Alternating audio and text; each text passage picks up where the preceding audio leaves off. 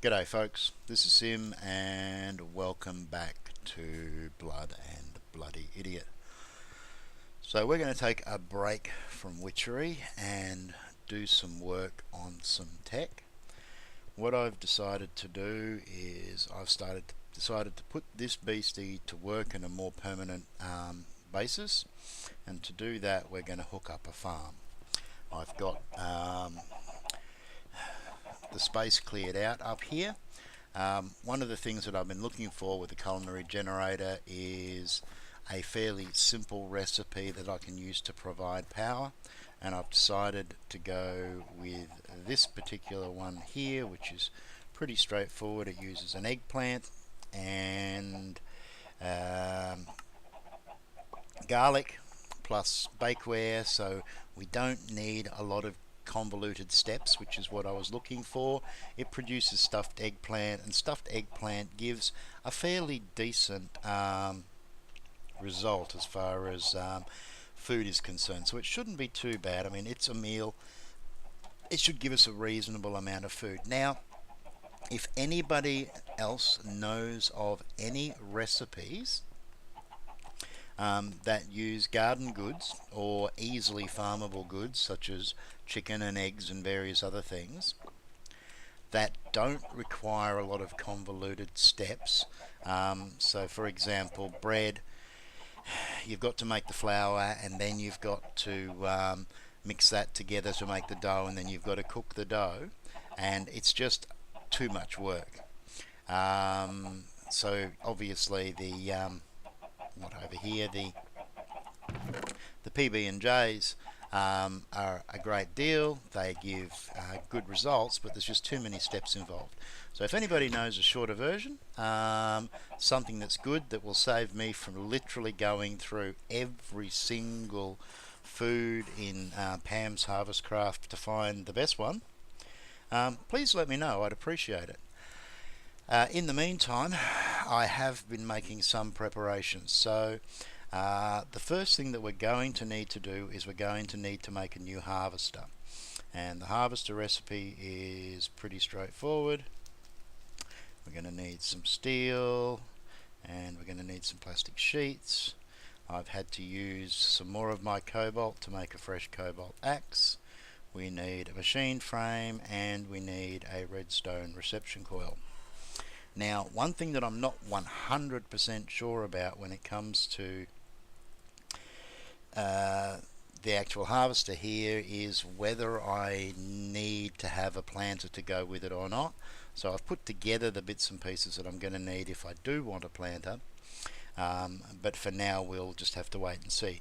Now, the other thing that I wanted to make was the bioreactor. And the bioreactor is what we're going to use to convert saplings and other vegetable matter into biofuel. So I've got everything that I need for that here. I'm not sure whether it will work out of here or not. No, I didn't think it would. So we need this plus the brewing stand, the extra distillery we made the last time,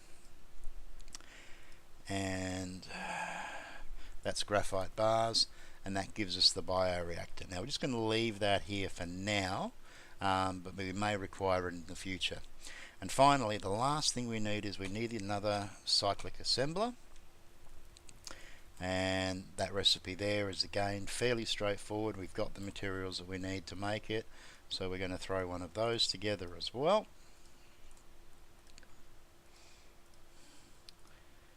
And that gives us our cyclic assembler, and I have some spare schematics, so we should be good to go there.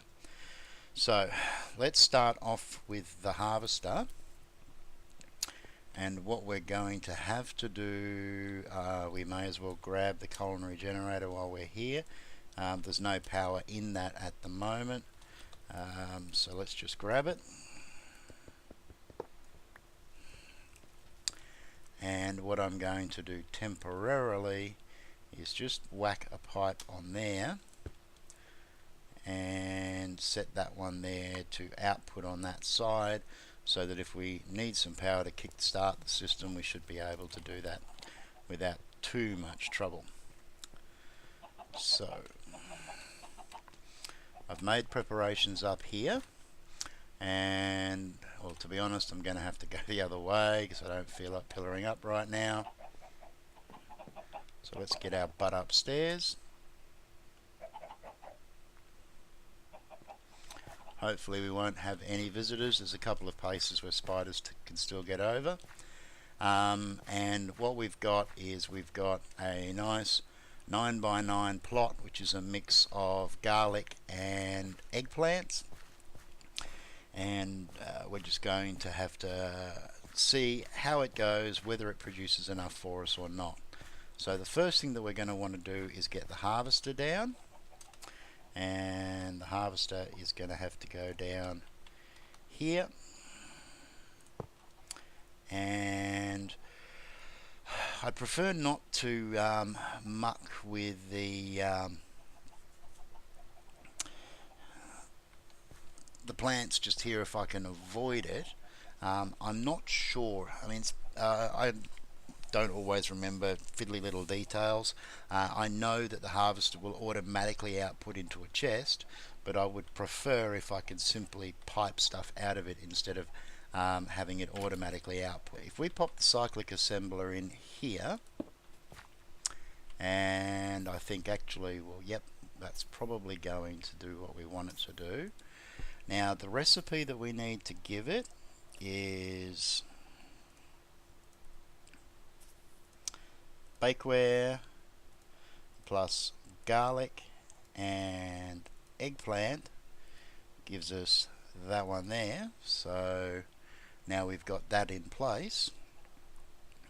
Put the bakeware in here, and the harvester should be feeding into it. So we'll do that from up top. Matter of fact, let's just pop this one off for the time being and just give myself a little bit more working space. Is he going to let me jump up? Probably not.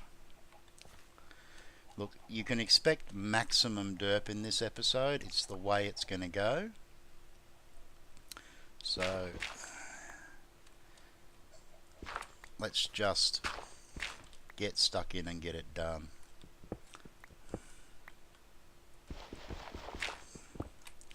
We'll tidy up the mess afterwards. So, oi, go away. So we're going to need an item duct. Now, while I think about it, I need to get an upgrade into this as well. And that should give us full coverage, which is what we want.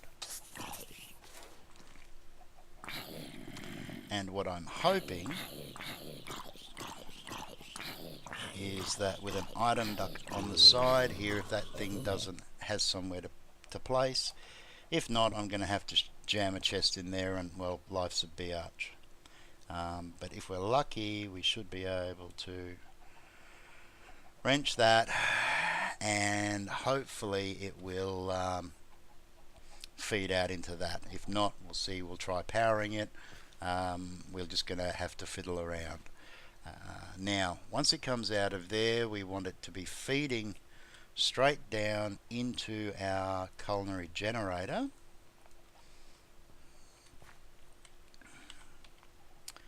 And hopefully the culinary generator will also supply power back into the system.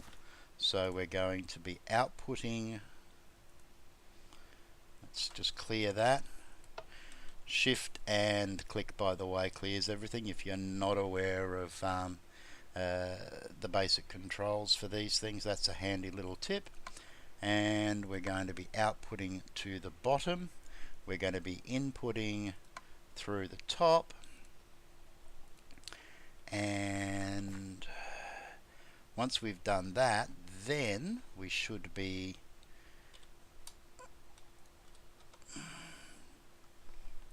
now I should be able to do this so I can get around the corner here and not look like such an idiot the next time. Of course, I can then go and place the wrong pipe and look like a right idiot again, which is what we want to do. Now, I suppose if I was smart, I would actually put a buffer in here, wouldn't I?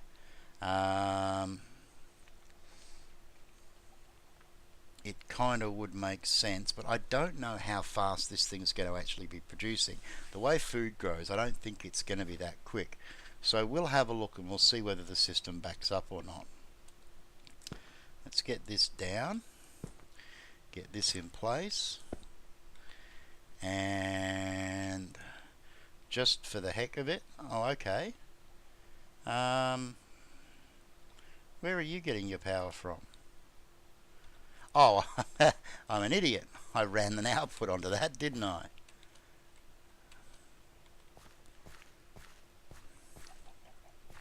And that thing has already harvested. So that's all working. Now, did it feed down into here? Yes, it did, which is exactly what we wanted. Whether or not we had garlic. Now, that was what I was worried about. I could not for the life of me remember whether harvesters actually recognised panned harvest crops or not, and whether it was going to break them or whether it would harvest them properly. Looks like it has, which means I don't need the planter, so I'll save those materials.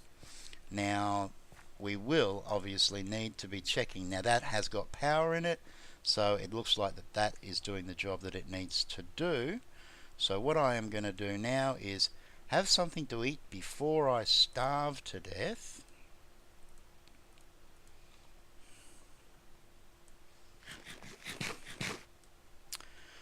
Okay, and we can comfortably fill this mess in now, because we're not going to need to have to worry about the planter. And we'll seal that one up there. We're going to leave a torch in here for now, just until I've sorted all of this stuff out. And if everything's working the way we want it, we'll be able to seal in the top here. In fact, I can do that straight away. So we've made the best use of the space that we've got. So let's head downstairs now.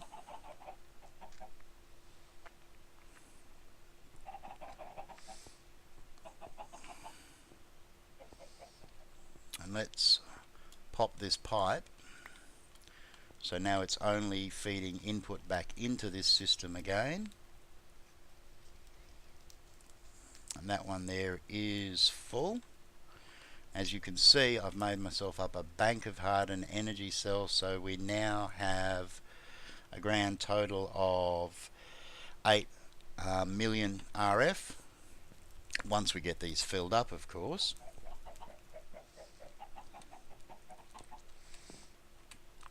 And there should hopefully, let's redo this just slightly, shall we? I'll pop that out of there. Okay, so now we have our system. We can pop that one off there, and that one off there as well. And that will run to there. So we've got power coming into this, and it should be splitting the output. Now actually that's an interesting issue. Of course, no power is going to come out of that while that top system there is full, because it's got nowhere to go. So the only place it can run power to at the moment is going to be into the harvester. Okay, I probably need to make a cover up, and I will look at doing that in the future, but right now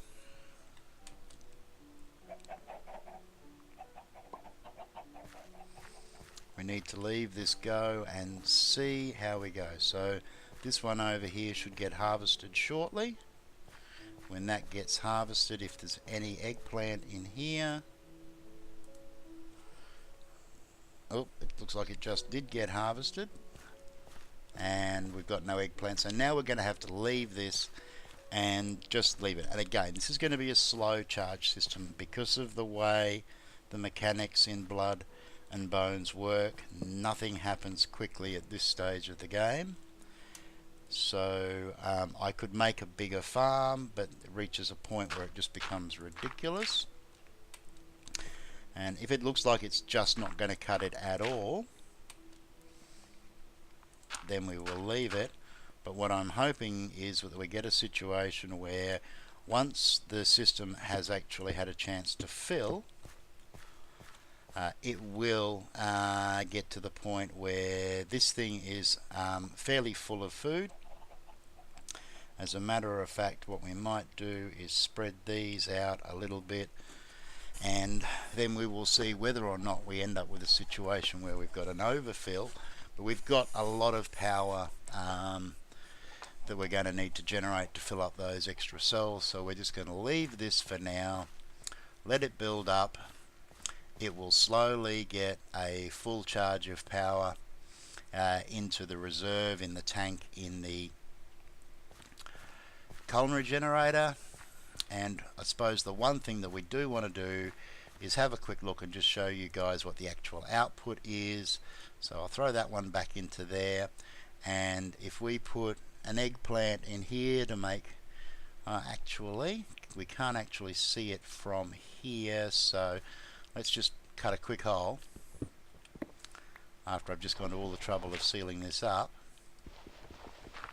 Alright, and what we will do is we will throw that in there, and quickly you can see it's 60 RF a tick for what's probably going to be about 8 seconds. So it's not fantastic, but it's not too shabby either, and again, it's free power, and that's the important thing, is that the farm will continue to grow, and as it grows it will continue to pump food into the system, and hopefully we will then end up with a fairly decent sized buffer. And if needs be, I can certainly change things around. I could change it up and expand the size, and if I really wanted to push things, it would not be that hard to actually make up a farm that encompassed this area plus this area, which would effectively turn it into an 18 by 18. And the 18 by 18 upgrade, let's have a quick look now while we're at it.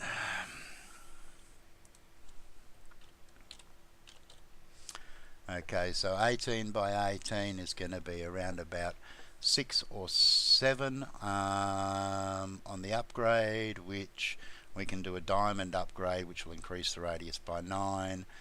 Quartz is 8, and gold is 7. So it's wouldn't be too hard at all to increase the size of this quite dramatically if I needed to, and actually work on a much larger farm area. And we'll do that if we have to, but as I said, I'm looking for lots of little systems. I generally make one big power system when I'm playing, and that power system pretty much does everything. Whereas this time around I want to play with all sorts of little options. So we've got the tree farm, which is running a coal-based power system or a charcoal-based power system.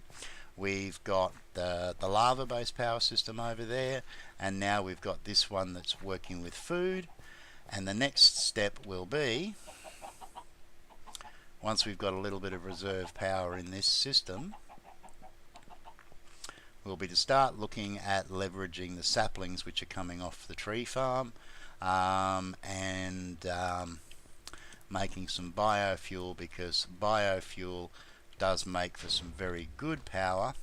And if we have a look at the bio,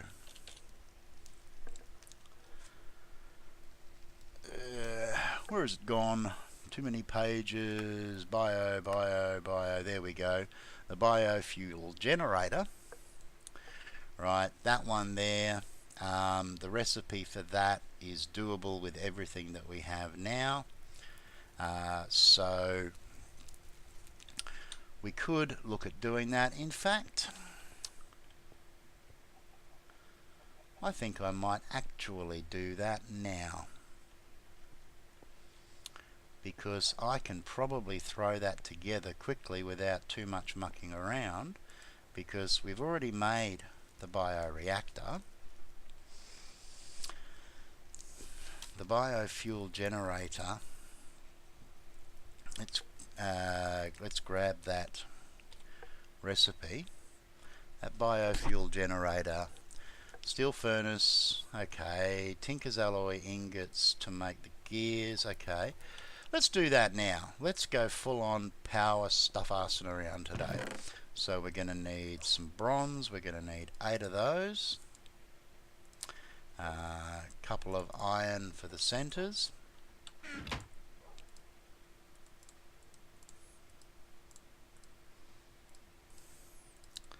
so that's those. We're going to need heptazone, which I just made a batch up of, so that should be fine. What else did we need? We need the steel furnace is going to be the most expensive, and a transmission coil, silver and redstone, so that's red alloy, so that's not going to be too hard. What did we say? Now the steel furnace requires an iron furnace, which requires a bronze furnace, which requires a copper furnace. Okay, so we're going to need to start off with a normal furnace, and we're going to need copper. And we'll use this one, 8 of those. Then we're going to need some steel and some iron, and we need bronze, and I don't have a lot of bronze at the moment, so let's do something about that now. Oh look, we've got plenty of Tinker's Alloy blend in here, so let's just do that, because with this beastie here it's melted in no time.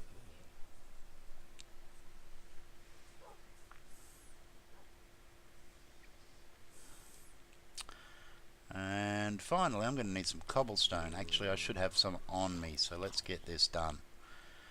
Alright, this one here has finally hit critical mass, by the way, so you can see that hardened energy cell is slowly filling up, and once it gets to full, then what I'm probably going to be doing is looking at putting some sort of weather collector in here so that we can actually see about getting some water on a regular basis, but that's going to be another episode.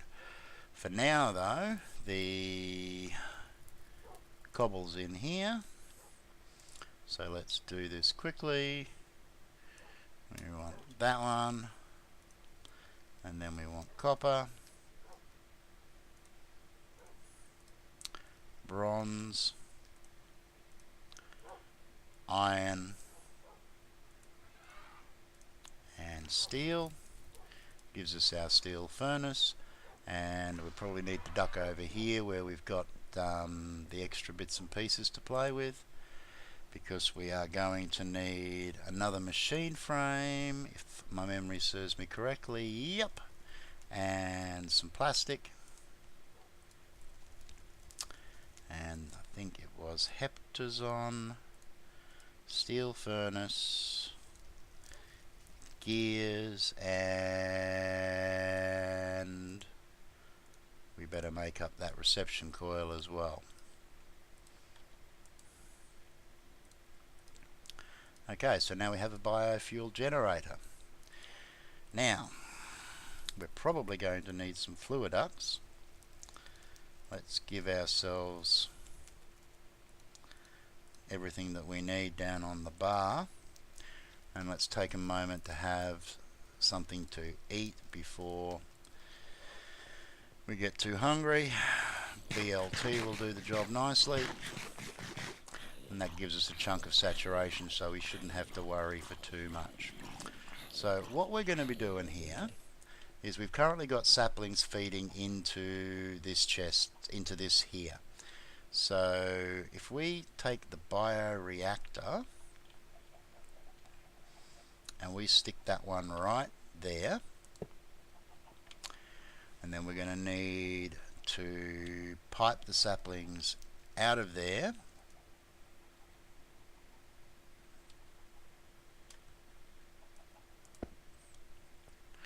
and we don't really want to worry about the jungle saplings, although I will be having a look at some point to see whether or not, let's just lock that one, not like that, you goose. with an empty hand, lock that one. Alright, because now what I'm going to have to do is have a good hard look and see what is the fastest sapling producer, because these particular generators, they do churn through the fuel at a fairly rapid rate, and we're probably going to look at feeding various different things into the system over time. This is just going to be basic to get us started, and we'll fancy it up a little bit later. So we're going to be pulling out of there, which means we're going to need a lever, and we're going to be feeding into the bioreactor, and now the bioreactor will then be feeding out, and we're going to have it feeding directly into this generator here.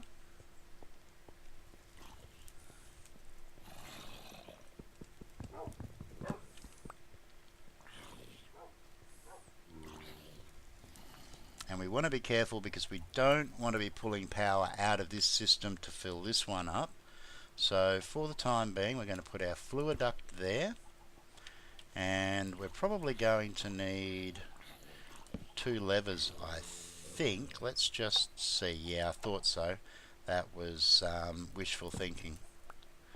So we're going to want to have a lever there powering that, and as you can see, the saplings are going in, and we're now building up a buffer of biofuel. Let's see how quickly it churns through this, because it's going to be pretty quick. Not too shabby. We'll let that fill up.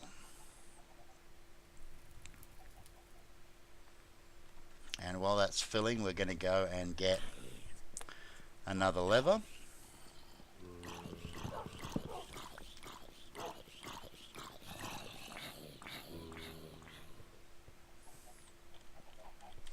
Now I can upscale this as well if I want to. All I need to do is expand the size of the tree farm, and then we won't have any major problems pumping more into this if we really want to. As it stands though, we're almost full here, so let's do this now. We're going to need an output, which is going to feed biofuel into the generator.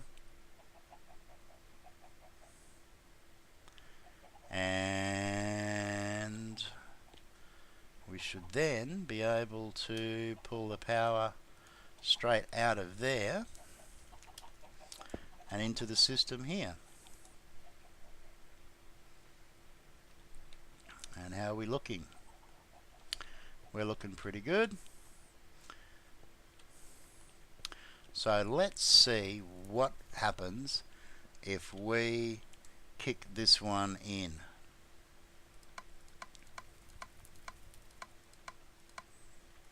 We have full power flow, which means that we're now going to be sucking straight down out of here, and that one should be configured to, it is now, that one's configured to output down. That one should be configured, no, that one doesn't need to be configured to output down because it's going to be outputting from the front facing here. So we should be filling into there, input at the top, output at the bottom, which means it should be flowing straight through that one, into that one, and that's the one that I need to set. Yeah. And finally down into this one here. Now it's going to suck a bit of power out of the tree farm system, so we'll just have to wait and see how it goes. But how are we going here now? Alright. Got fuel. Now is that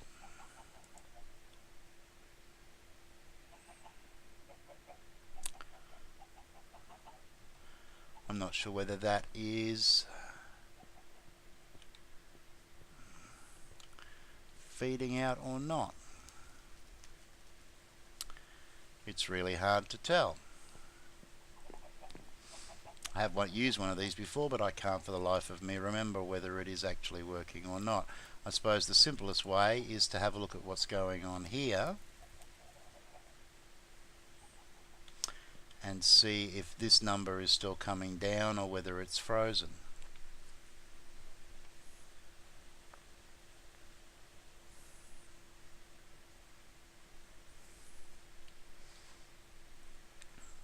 And that does appear to have frozen. So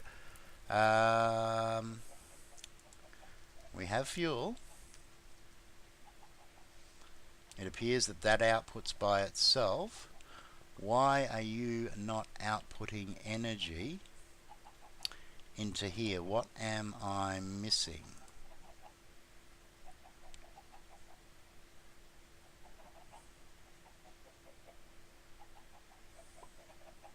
Okay, so I wasn't actually going crazy. It was a derpy pipe. I broke this one over here and replaced it, and all of a sudden this thing is behaving the way it should. Now I have made a couple of minor adjustments, and this is probably worth noting. This energy conduit can only output a certain amount of energy.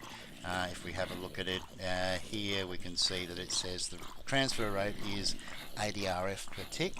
Now that's not actually true.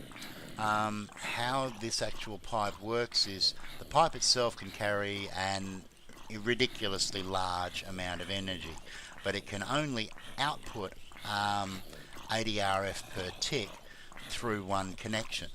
So if I have the same pipe connecting into here from 3 directions, will you shut up please? Then instead of getting 80, I'm actually getting 240 RF per tick. Now you can see it a little bit clearer here, where I've just got the one pipe coming out of this one here at the moment.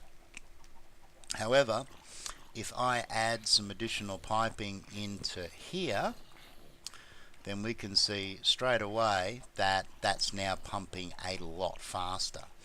If I add another pipe into the bottom there, it should be going faster again, and I can add another one to the front of that if I really wanted to. Now at this point there is no real advantage in pushing it any further, because we've got a maximum input here of 240 RF per tick, and we can only output so much through this one here as well, plus we will have power coming in from this system as time goes by. So this number here is now slowly dropping, but as you can see we've got a good buffer, we've got power output, and if we have a look over here, we're now working on filling up our third hardened energy cell. So things are coming along nicely. I'll let that one go for a while we've got a decent supply of saplings. What I might do just to increase the efficiency just a little bit is take some of the jungle. Do I have any large numbers of anything else? No, not really. So what I'm going to do here is just throw some jungle in there. Wow, it took them quick, didn't it? And you can see the efficiency by adding one into here has pumped this up from what was originally 5 to 25. And each one that we add increases the efficiency more and more. But in the meantime, let's toss these ones back in here. We might look at mixing up the tree farm a little bit upstairs now, and maybe generating a few different tree types, or at least just switching it between the jungle and the oak saplings. That shouldn't be too hard to do, but this is pumping away nicely, and I've got one more thing to show you guys before I call this an episode, and that's up here. Oi, not there. No visitors? Good. Okay, so what I've done is I have shut up. I've made myself another Rowan door which I can use to close myself in. I've moved the Dreamweaver down here. I've added 2 wispy cotton. So now I've got about a 70% chance of getting a good dream. And what I'm going to do as well is I'm going to add some flowing spirit into here to give me the maximum possible chance of getting a good dream. But to do that, I've got to actually bring the flowing spirit back from the dream world, which means I have got to change this. This is just becoming ridiculous. I need to feed them away from where I am before I go completely insane. And before you guys go, yeah, that'd be right, die. Yeah, that sound is a little bit nuts. In fact, there's been something that I've been meaning to do. Let's do it now. Let's make this place even noisier than it already was. Because what I can do is I can make some turrets. Now, turrets are something that's a little bit tricky to find in this particular pack, and the reason is that they're not really well explained or to be found.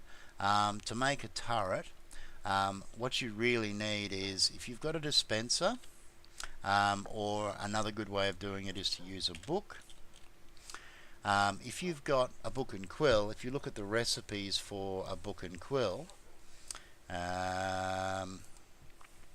you will see these ones here that appear, and there is manuals for a whole bunch of things. So we've got turrets, we've got hostile golems, we've got normal golems, block golems, which I haven't even played with yet. I've got no idea how those ones work. Then there's a whole bunch of others. One of the important ones is upgrades, and if we make that up, and of course you had to fall all the way in there, didn't you? So we've got an upgrade manual and a turret manual, and if we bring up the turret manual, that gives us the recipes that we need. So the turret that I am going to make is stolen straight from Anisos. I'm going to be perfectly honest about that. I saw him do it and I like it. I like it a lot. And that's basically a dispenser, a nether fence, and obsidian. Gives you a turret with a health of 100 and a reasonable damage. And then we can upgrade that with gunpowder to make explosive projectiles. And we're going to do that right now out here.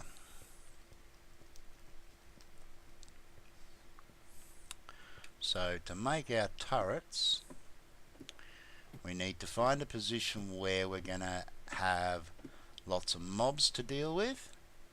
Now I can't recall the range exactly, but I think we might be okay if we put one here. So we're going to need that plus nether brick plus the dispenser makes our turret, and then we can upgrade the turret by giving it the gunpowder. And I'm going to stick another one over here. Obsidian and nether brick fence, and bang.